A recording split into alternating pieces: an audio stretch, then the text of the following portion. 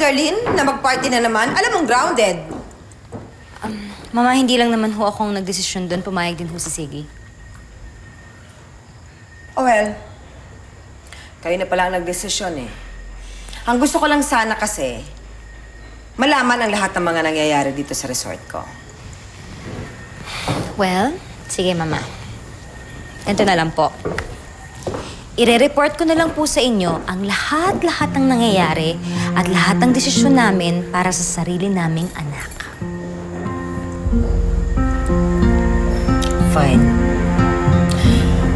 Alam mo, Giselle, ang gusto ko sana, maging open ka sa akin, sa amin ni Ziggy. Kayong lahat for that matter. Ayoko nang maitinatago. Ayoko nang mainililihim. Galit na galit ako sa mga taong nagtatraidor sa akin. Mama, bakit naman ho napunta sa pagtatraidor yung usapan natin? Wala naman.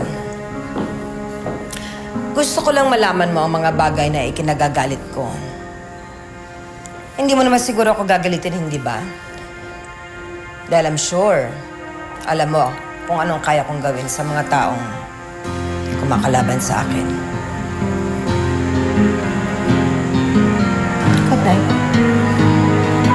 Good night, Mama.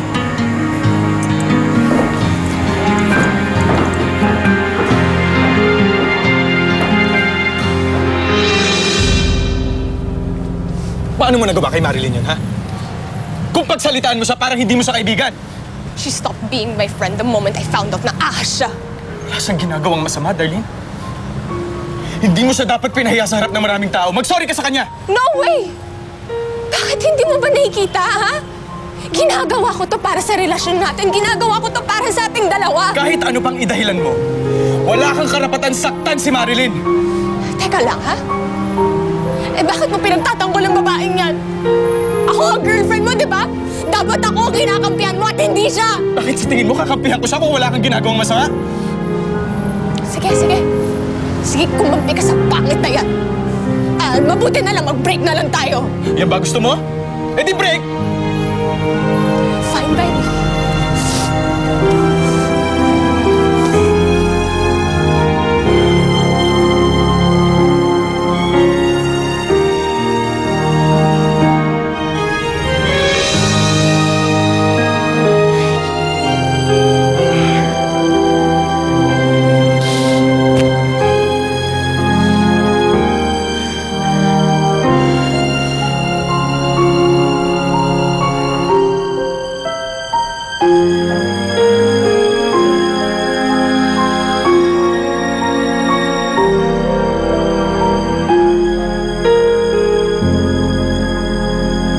Wala ka bang napansing iba dyan sa kay Aida at saka kay Giselle?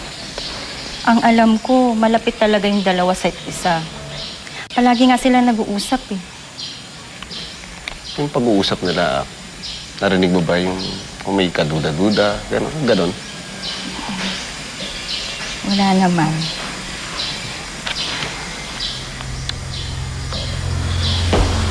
Mamaya tayo po. Loida, anong tinatanong niya sa'yo? Nag-i-inquire lang tungkol sa resort. Talaga? Alam mo kung nag-i-inquire ka tungkol sa resort, dapat mong ka magtanong sa receptionist. Saan yung receptionist?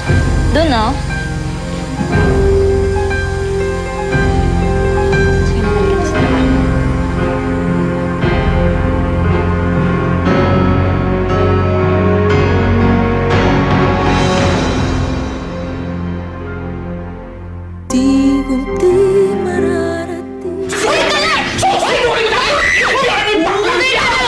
Huwag kang epal! Dahil ako mismo! Hayop na Darlene!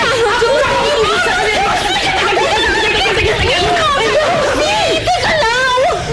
Wag po! Chill! Chill ka lang dyan, ha? Anong wag po? Wag po! Ikaw naman kasi, dapat hindi ka pumapayag na apihin ka na kahit na sinong tao! Kapag nalaman niya ng nanay mo, pareho din sasabihin na sasabihin mo! Hindi pwede! Hindi pwede! Mama Josie, huwag mong sasabihin kay Alam ko na close silang dalaw ni Darlene at ayoko masira yung kaya please, Mama Josie, huwag yung sasabihin. Naku! Mali yan eh! Josie, mali ka dito. Mangako ka nga sa akin. Huwag mo sasabihin kay inay. Sige na nga. Mali yan eh. Pero sige, dahil mahal kita. O anong plano mo ngayon? Malinaw na naman po sa akin kung ano yung gustong sabihin sa akin ni Darlene. Lumayo ako. Kaya para kakatahimik ng lahat, lalayo na lang po kahit kay Jerome. Sa kanilang dalawa, layo na lang po ako. Pati kay Jerome, ha? Eh wala na rin naman po ako mukhang ihaharap sa kanila eh. Kay Jerome, lalo na. Kaya kahit masakit, lalayo ako. Ayoko makasira ng relasyon nilang dalawa. Oh! Eh, masakit pala eh! Ano naman sinasabi mo? Masakit pala eh! Hay! Ay, talaga! Hay! Teka, madam! Teka! Iya! Oh, iba ako? Hindi naman ah. Relax na. Relax na. Kasi... Break kayo ni Darlene? Ano gusto niya eh? Eh, ikaw, ba gusto mo maghiwalay kayo? Ito na rin siguro yan. Pero parang ibang tao si Darlene kagabi. Kung laitin niya si Marilyn, parang wala siyang pinagkaiba sa lola niya tsaka kay Allison. Parang ibang tao na siya, ano eh. Hindi na siya yung Darlene na minahal ko. Eh, sabihin na nating nagkamali nga si Darlene sa ginawa niya kay Marilyn. Pero, Chong, di mo naman masisisi yung tao. Baka nagseselos lang kasi yun. Bakit? Magkaibigan lang kami ni Marilyn. Paulit-ulit. Magkaibigan lang kami. Eh, Chong, si Marilyn, hindi nga ganun yung tingin sa'yo. Tagal ko na sinasabi sa'yo, ayaw maniwala sa akin eh. Pero kahit alam ko na yung lahat, wala naman dapat magbago eh.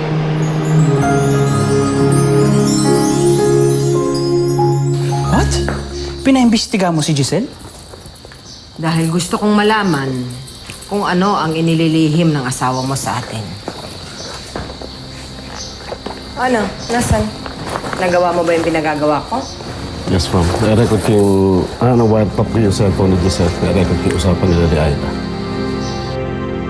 Ewan ko ba kay Mama? Pati pakikipagkaibigan ko sa'yo, kune-question.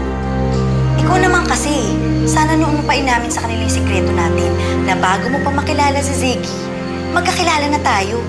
Di ba pa nga, ako ang nag-imbita sa'yo na bisitahin yung shop namin para makita mo pa yung pinsang ko? Oo nga eh. Tsaka nagpapasalamat naman ako sa'yo. Siyempre kung hindi dahil sa'yo, hindi ko makikilala si Ziggy.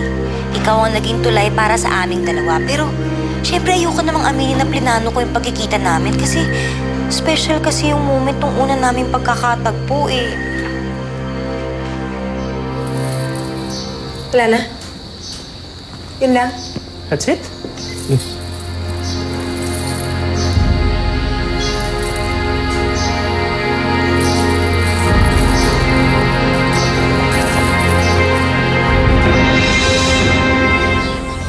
Good morning.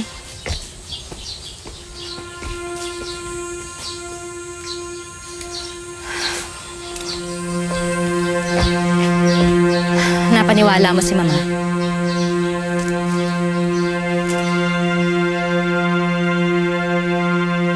Gusto kong alamin mo ang lahat ng mga itinatago niya sa akin. Narinig ko ang pinag-usapan niya ni Mama. At dodoblehin ko kung ano man ang ibibigay niya sa'yo. Sumunod ka lang sa iuutos ko.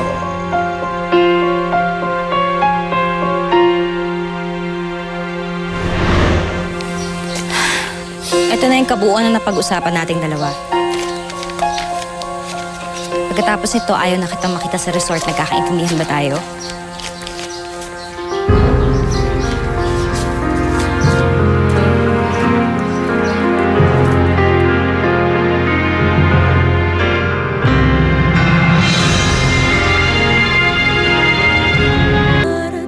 Ano na nga ang number ng dating investigador ng daddy mo?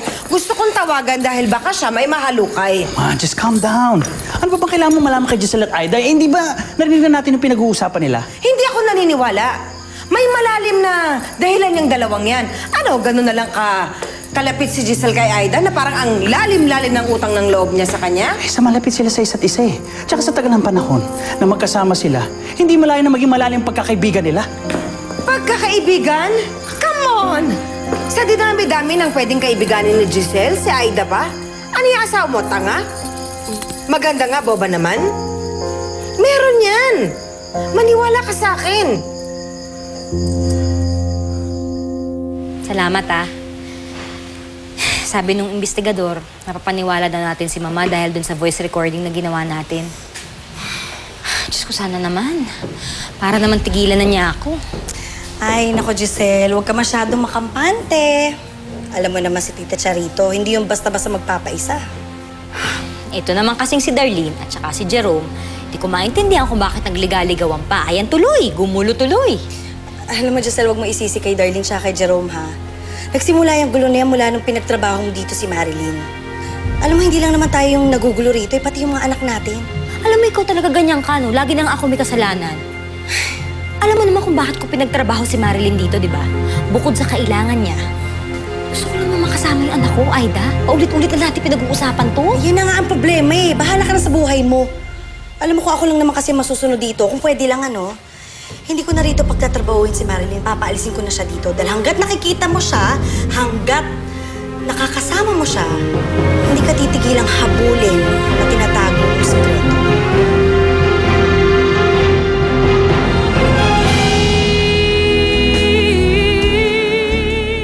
Una, iniiwasan niya si Jerome. Tapos biglang nag-resign sa resort. Gusto kong tulungan yung anak ko, gusto kong damayan. Pero paano ko gagawin yun kung hindi ko alam kung anong problema niya? Kapag tinawagan ko si Darlene at nakipag-ayos ako, parang kinonsinti ko na rin yung panglalait niya kay Marilyn. Alam mo, kung namimiss mo siya, tawagan mo na kasi. Tawagan mo na. No way. Siya yung nagkamali. Dapat siya gumawa ng paraan para magkaayos kami. Hindi sa lahat ng bagay, sa lahat ng oras, siya ang nasusunod. Mabuti rin nga siguro maghiwalay kami. Siguro kung naging kasing ganda ako ni Darlene, magugustuhan mo ako pero hindi eh. Hindi ako nabihiyaan kahit konti man lang. Yung magaling na alalay, sinubukang ahasin ng boyfriend ko. Asa naman siya, no? As if papatulan siya ni Jerome. Eh, ang pangit-pangit kaya niya. Mabait ka, matalino, masipag, maasa. Pero hindi sapat yun. Sige nga, ikaw. Magugustuhan mo ba isang tulad ko?